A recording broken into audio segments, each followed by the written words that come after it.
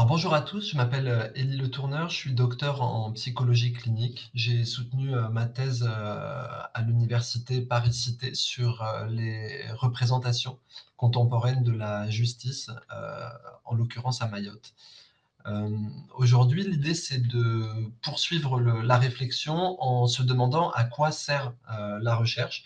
Donc ça fonctionnera comme un petit point 2 de cette introduction à la démarche scientifique. Le, la démarche scientifique, les premiers témoignages qu'on en a, ils viennent, semble-t-il, d'il y a presque 4000 ans, en Mésopotamie babylonienne, où on a une preuve sur un bas-relief qu'il y avait une compréhension déjà de la reproduction sexuée du palmier dattier. Et on suppose, c'est Sarton qui nous dit ça, on suppose que cette compréhension-là, elle est issue d'un raisonnement empirique qui donc a une portée scientifique dans la manière dont il est amené. La première expérience qui est devenue connue, en tout cas chez les historiens, la première expérience scientifique qui donc relève d'un raisonnement empirique où on va chercher à mettre au test une question de recherche, elle est rappelée par Hérodote dans son livre 2 de l'enquête, où il parle de ce qu'on appelle l'expérience de Psamétique, qui était un dirigeant à la cour duquel les savants se posaient des questions et notamment se demandaient quel était le premier langage qui avait existé. Ils avaient posé comme postulat qu'il y avait forcément un langage originel et les uns et les autres s'affrontaient dans des débats verbaux pour savoir quelle était la langue première. Notamment, il y avait des enjeux politiques à l'époque et on se demandait si c'était plutôt les Phrygiens ou plutôt les Égyptiens qui avaient hérité de cette langue originelle supposée. Ce qu'a fait Psamétique, c'est qu'il a demandé à ce que un enfant soit isolé tout à fait de toute communication verbale, et donc l'enfant a été mis auprès d'un fermier, d'un berger en l'occurrence, et personne ne lui parlait. Et Psamétique et les savants de sa cour avaient dit que le premier mot de l'enfant serait nécessairement un mot venu du langage originel, et donc ils avaient pensé ce qu'aujourd'hui on décrirait comme un protocole scientifique pour essayer de répondre à cette question de recherche de l'origine du langage.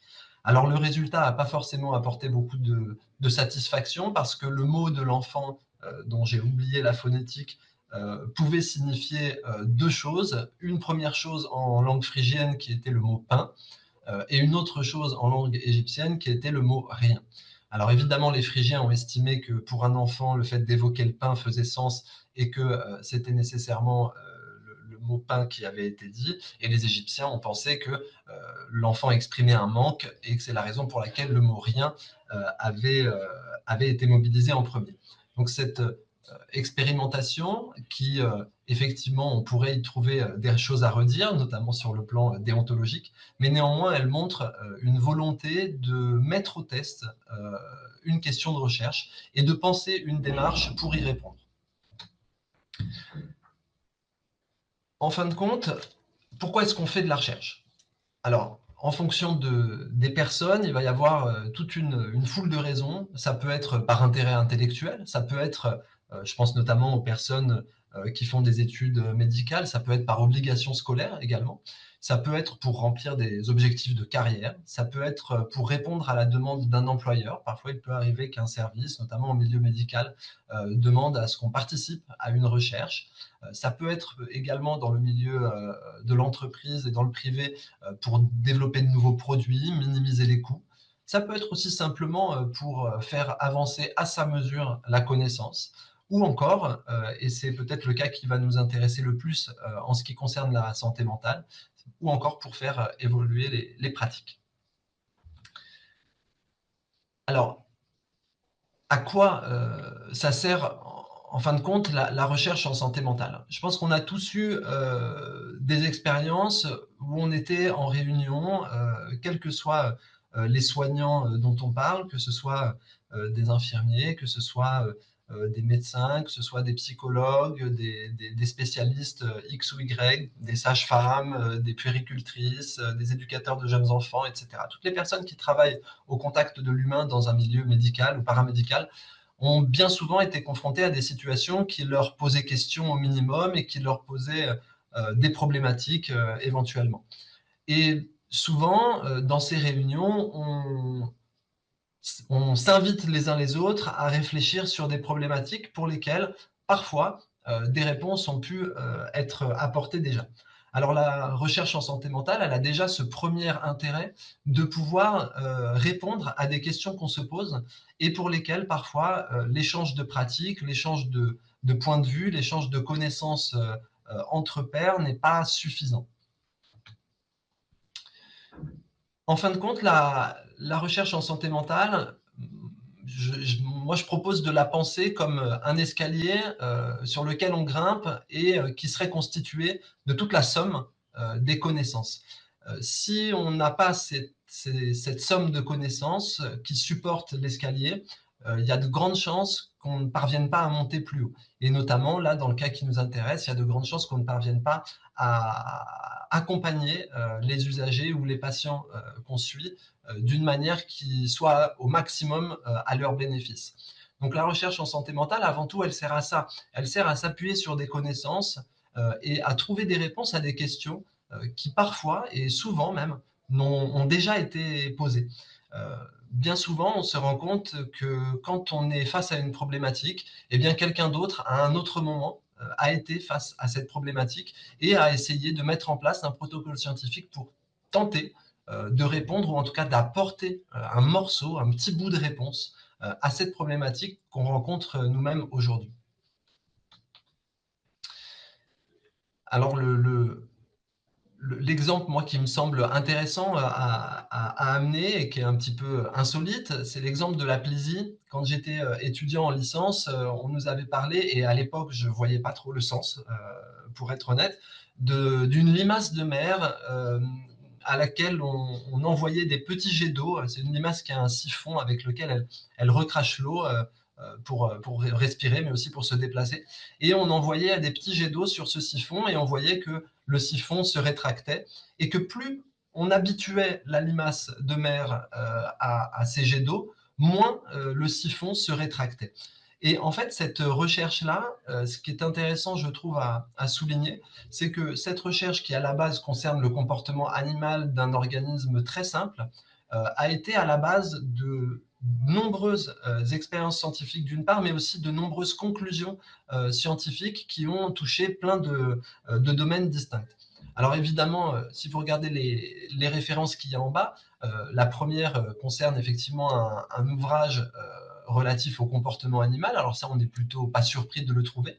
En revanche, on voit dans les trois citations qui suivent que l'expérience sur les aplysies et sur le phénomène d'habituation ou de désensibilisation a pu donner lieu à des réflexions sur la mémoire du fœtus, a pu donner lieu à des réflexions sur la place épistémologique des neurosciences, a pu donner aussi lieu à des réflexions sur la psychothérapie et l'efficience des psychothérapies en partant de cette notion d'habituation. Si je vous prends cet exemple, c'est pour montrer que parfois, dans un protocole donné, dans une recherche donnée, une question de recherche qu'on se pose et qu'on met au test, on n'a pas nécessairement conscience de toutes les implications qu'il peut y avoir dans le futur pour plein d'autres professionnels, chercheurs ou non, qui pourront s'en saisir à terme. Alors les questions qu'on se pose souvent, c'est est-ce que tout le monde peut lire de la science et est-ce que tout le monde peut faire de la science? Je pense que la petite présentation que je fais aujourd'hui montre en tout cas que tout le monde peut faire de la science à partir du moment où il ou elle se pose la question, une question de recherche et cherche à la mettre au test au travers d'un protocole qui permet de vérifier ou d'infirmer une hypothèse. Ça, c'est effectivement la démarche en elle-même qui est très accessible. On a des enfants de 4 ans, 5 ans qui font de la science, qui se posent une question sur le monde qui les entoure et puis qui vont, à leur toute petite mesure, mettre en place un moyen de vérifier leur impression ou leur question première. Tout le monde peut-il lire de la science? Moi, je suis convaincu que oui, même si c'est des choses que parfois D'autres pensent que non, mais il me semble que oui, tout le monde peut lire de la science. En tout cas, il y a différents niveaux de description scientifique et il y a différents types d'ouvrages. Effectivement, il y a certains articles qui peut-être du fait des statistiques, du fait du langage utilisé ou même de la langue utilisée, parce que beaucoup de publications sont en langue anglaise, peuvent constituer une limite. Néanmoins, il y a aussi plein d'acteurs intermédiaires qui vont simplifier ces recherches et en extraire la moelle pour la livrer de manière beaucoup plus digeste et que tout un chacun puisse s'en saisir. Les conclusions elles-mêmes sont accessibles à absolument tout le monde, une fois le premier filtre du jargon passé.